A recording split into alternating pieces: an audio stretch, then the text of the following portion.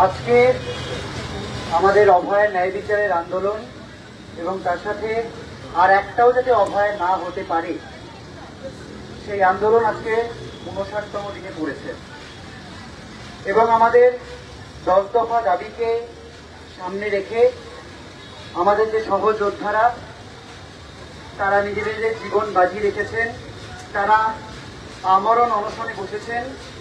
তার ৪৮ ঘন্টা পেরোলো এই ৮:৩০টার সময়। গত পরশুদিন রাত ৮:৩০টা থেকে সাথীরা আমরণ অনশনে বসেছেন।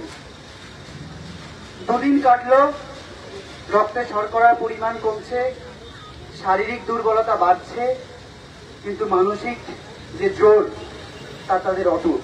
আমরা তাদের সাথে কথা বলছি, মেডিকেল টিম হিসেবে তাদের নজর রাখছে এখানে ডেডিকেটেড মেডিকেল টিম। কিন্তু কয়েকটা কথা বলে নেওয়া জরুরি। আজকে দুপুরবেলা আমরা দেখলাম চিফ সেক্রেটারি একটি প্রেস রিলিজ করলেন। সেই প্রেস রিলিজ করে বললেন আমাদের যে সব দাবি, সেই দাবি নাকি আস্তে আস্তে মেনে নেওয়া হচ্ছে, মেনে নেওয়া হবে, তাদের সদিচ্ছা আছে, এরকম একটা বক্তব্য তারা বলতে চাইছেন। আমরা বলছি এই সদিচ্ছা যদি আছে তাহলে আমাদের যে ১০ দফা দাবি, এগুলো বড় দাবি তো একটাও নয়। আপনারা সবাই দেখেছেন, সব প্রত্যেকে দেখেছেন, এই দাবিগুলো একটাও কোনো বড় দাবি নয়। একটা দাবিও বড় কোনো দাবি নয়। চাইলে সরকার একদিনের মধ্যে বিভিন্ন নোটিশ বের করে তারা এগুলো পূরণ করতে পারেন, কিন্তু সেই জায়গায় গিয়ে সদিচ্ছার অভাব কিন্তু আমরা দেখতে পাচ্ছি। আর একটাও অভয় যাতে না হয়, ভয়ের রাজনীতি, থ্রেট কালচার যাতে দূরীভূত হয়, সেফটি সিকিউরিটির দিকে যাতে প্রত্যেকটা মানুষ রোগী স্বার্থ, রোগীর পরিষেবা যাতে ব্যাহত না হয় এবং রোগী স্বার্থে আমরা যে দাবিগুলো করেছিলাম সেগুলো যাতে থাকে, সেই দাবিগুলো কিন্তু এখনো কোনো অগ্রগতি ঘটছে না। বারবার বলা হচ্ছে যে সময় লাগবে। হ্যাঁ, আমরা জানি সময় লাগবে, কিন্তু আমরা কি চাইছি? আমরা কিছু ডিরেক্টিভ চাইছি, আমরা চাইছি একটা সদিচ্ছা। এবার সদিচ্ছাতে আমরা বিশ্বাস করব কি করে? আমরা আগামীকাল কর্মসূচি হিসেবে বলেছিলাম যে আমাদের যে সহযোদ্ধারা, তাদের সাথে বাকি আমরা যারা জুনিয়র ডাক্তার, সিনিয়র ডাক্তার, সাধারণ মানুষ, আমরা সকাল ৯টা থেকে রাত ৯টা একটা প্রতীকী অনশন আমরা বসবো। এখানে অবস্থান মঞ্চ বা অনশন মঞ্চে বসবো, নিজের নিজের বাড়িতে, নিজের নিজের জায়গায়, নিজের নিজের হাসপাতালে, নিজের প্রোটেস্ট মঞ্চে, সেখানেও বসবো। সাধারণ মানুষও সংহতিতে আমাদের পাশে আসুন। কালকে বিকেলে একটি মিছিল আছে, তাতেও আমরা যোগদান করার কথা বলেছিলাম। অথচ আমরা কি দেখলাম আজকে এখানে যখন কালকে আমরা যে প্রতীকী অনশনে বসবো বাকিরা, তার জন্য এখানে বাস, একটি স্ট্রাকচার এবং কিছু খাট আনার জন্য একটি ভ্যানে করে আনা হচ্ছিল। ঠিক তখন আমরা দেখলাম বউবাজার থানা থেকে সেই ভ্যানগুলো সিজ করা হলো, খাট সহ। এই মুহূর্তে আমাদের জুনিয়র ডাক্তার বন্ধুরা ওখানে গিয়েছেন সেইগুলো ছাড়িয়ে আনার জন্য। গরিব ভ্যানওয়ালা, তাদের কি দোষ? একদিকে মুখে বলা হচ্ছে যে তাদের সদিচ্ছা রয়েছে, একদিকে মুখে বলা হচ্ছে নাকি সরকারের সদিচ্ছা রয়েছে, আর অন্যদিকে দেখছি যে সামান্য স্ট্রাকচার তৈরি করার জন্য কালকে আমরা প্রতীকী অনশনে বসবো। আমরা দেখেছি বায়ো টয়লেট আনা নিয়ে কিভাবে পুলিশি থেকে করা হয়েছে আমাদের। এই জায়গায় দাঁড়িয়ে এই মুহূর্তে বউবাজার থানায় আমাদের জুনিয়র ডাক্তার বন্ধুরা গেছেন, তার সাথে সাধারণ মানুষেরাও, নাগরিক বৃন্দ সেখানে গিয়েছেন। আমরা আশা করবো সেটাকে ছাড়িয়ে আনা যাবে। কিন্তু আমরা একটা কথা বলতে চাই, আমাদের এই সহযোদ্ধারা ৪৮ ঘন্টা হয়ে গেল জল ছাড়া এবং মেডিকেশন ছাড়া আর কিচ্ছু তারা মুখে তোলেননি। যে সরকার মানবিকতার কথা বলছেন, সদিচ্ছার কথা বলছেন, তাদের সদিচ্ছা যদি সত্যি থাকতো তাহলে এই জিনিসগুলো কিন্তু আমাদের দেখতে হতো না। বায়ো টয়লেট আনা নিয়ে এই ঝামেলা আমরা দেখতে পেতাম না। অনশনকারীরা স্নান করবে, তাদেরকে বাথরুমে যেতে হবে, তাদেরকে যেতে হচ্ছে হুইল চেয়ারে করে, অনেক দূরে নিয়ে যেতে হচ্ছে। এইটুকু মানবিকতা তাদের নেই। একটা খাট, কয়েকটা স্ট্রাকচার, ত্রিপল কালকে মানুষেরা বসবে, সেই জন্য আমরা আনতে চাইছি। এই জায়গায় পুলিশ হেকেল করছে। সদিচ্ছা থাকলে এগুলো হতো না। আমরা আশা করেছিলাম, আশার জায়গা দেখতে পাচ্ছি না আমরা।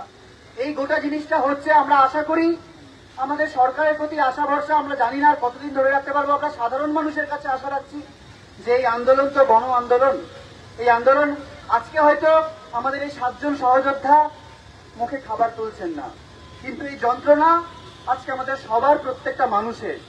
এই প্রত্যেকটা মানুষের যে রাগ, দুঃখ, পুঞ্জীভূত ক্ষোভ, সেই ক্ষোভ সরকারের কানে গিয়ে পৌঁছবে। আমরা বারবার বলছি, একটা ন্যারেটিভ চেষ্টা করা হচ্ছে যে উৎসবের মরশুমে আমরা নাকি এই যে অনশন করছি, এটা নাকি উৎসবে থাকতে আমরা বিরত থাকতে আমরা বাধ্য করছি। আমরা কাউকে বিরত থাকতে বলছি না, উৎসবে প্রত্যেকে থাকুন, কিন্তু সেই জায়গায় দাঁড়িয়ে আমরা বলছি যে আমাদের যে এই প্রতিবাদ, আমাদের এই প্রতিবাদের ফর্ম, এটাই আমাদের কাছে উৎসব, শোকের উৎসব, দ্রোহের উৎসব।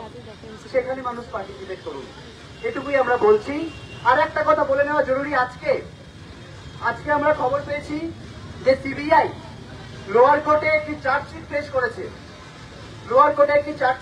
আমরা বারবার সিবিআই এর যে ভূমিকা, সেটা নিয়ে কিন্তু প্রশ্ন তুলেছি।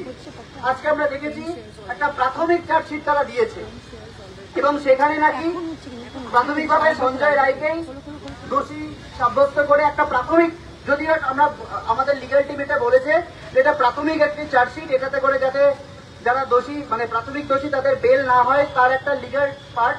কিন্তু আমরা এটা মনে করছি যে আমরা প্রথম দিন থেকে যে কথাগুলো বলে আসছিলাম যে এটা একটা প্রাতিষ্ঠানিক খুন এবং ধর্ষণের ঘটনা, তথ্য প্রমাণ লোপাটে বহু লোক, এই তো প্রমাণ হয়ে গিয়েছে। এই যে আশিস পান্ডে গ্রেপ্তার হয়েছে, সন্দীপ ঘোষ গ্রেপ্তার হয়েছেন, তারা সবাই প্রত্যক্ষ পরোক্ষভাবে এই যে দুর্নীতির যে গোটা বিষয়টা এবং তার সাথে এই ঘটনার সরাসরি যোগ রয়েছে। কিন্তু সিবিআই এর চার্জশিটে, অতি দ্রুত যে চার্জশিট তারা দিল, প্রাথমিক চার্জশিট আমরা মানছি, এরপরেও তারা চার্জশিট পেশ করবে। 58 দিন লাগলো তাদের এই চার্জশিট দিতে। সেই চার্জশিটে যে জিনিস দেওয়া হলো, আমরা কিন্তু নজর রাখবো এর ওপরেও, কোনোভাবেই যাতে আমাদের এই আন্দোলন বিফলে না যায়, আমরা কিন্তু নজর রাখবো। ঠিক যেমন আমরা রাজ্য প্রশাসনের কাছে দাবি দেওয়া নিয়ে আজকে আমাদের সহযোদ্ধারা আমরণ অনশনে রয়েছেন, আমরা কাল প্রতীকী অনশনে বসবো, ঠিক তেমনি সিবিআই এর প্রতিও কিন্তু আমাদের হুঁশিয়ারি থাকবে এভাবে। এবং হেলথ সেক্রেটারি এবং যে হেলথ সেক্রেটারি, সিবিআই এর প্রতিও আমাদের নজর থাকবে। এবং আজকে আমরা দেখেছি সিএস এর যে বৈঠক হচ্ছে, তার পাশে প্রিন্সিপাল হেলথ সেক্রেটারি দাঁড়িয়ে যে প্রিন্সিপাল হেলথ সেক্রেটারির দায় নিয়ে আমরা অপসারণ চেয়েছিলাম, তিনি দেখলাম সেই বৈঠকে পাশে দাঁড়িয়ে রয়েছেন। তো মূলত সদিচ্ছা কোনো জায়গাতেই আমরা দেখতে পাচ্ছি না, না রাজ্য সরকারের পক্ষে, সিবিআইও ঠিক কিভাবে কাজ করছে আমাদের কিন্তু প্রশ্ন রয়েছে। তো সেই প্রশ্নগুলো নিয়েই আমাদের আন্দোলন চলছে। একটা কথাই শুধু বলতে চাইবো, বারবার সাধারণ গণমানুষ, নাগরিকরা, যারা শুভবুদ্ধি সম্পন্ন মানুষ পাশে রয়েছেন, এই যে 48 ঘন্টা হয়ে গেল আমাদের সহযোদ্ধারা জল ছাড়া মুখে কিছু দিতে পারছেন না।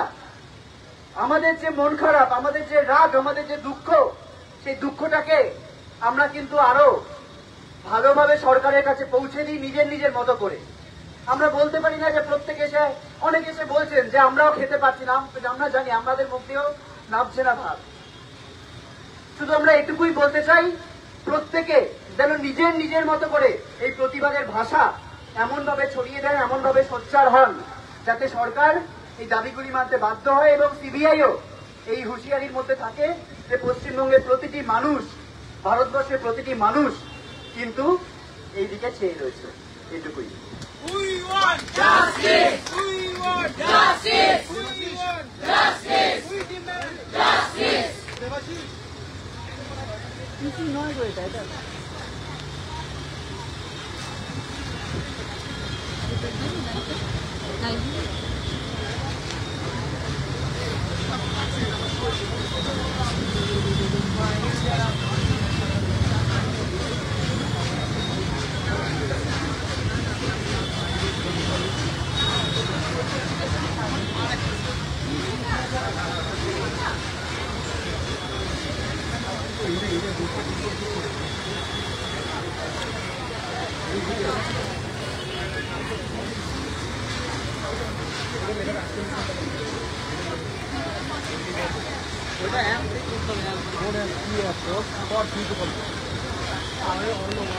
দাবি ত্যাগ। এই চ্যানেল কোনো প্রচার করে না হিংসাত্মক, ক্ষতিকারক বা অবৈধ কার্যকলাপ। এই চ্যানেল দ্বারা প্রদত্ত সমস্ত বিষয়বস্তু শুধুমাত্র একটি শিক্ষামূলক উদ্দেশ্যের জন্য। ধন্যবাদ। শুভেচ্ছা টিম আমার বাংলা নিউজ।